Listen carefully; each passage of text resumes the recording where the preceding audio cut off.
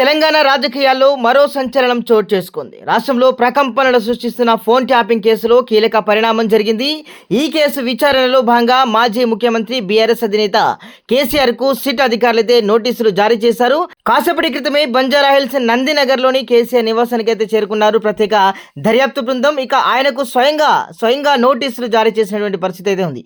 అయితే ఈ నెల 30వ తేదీన అంటే శుక్రవారం రోజున విచారణకు హాజరు కావాలని లేదా వివరణ ఇవ్వాలని కూడా ఆ నోటీసులను అయితే వాళ్ళైతే స్పష్టం చేసినట్లుగా మనకు తెలుస్తూ ఉంది.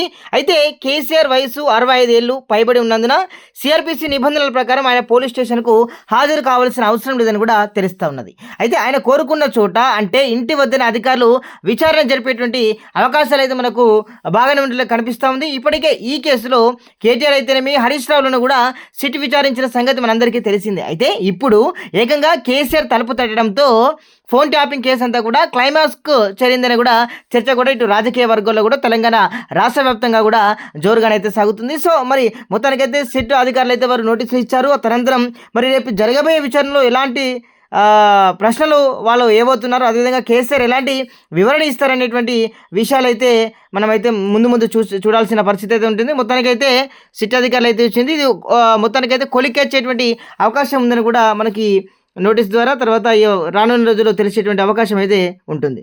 సో చూస్తూనే ఉండండి legend TV. Thank you so much.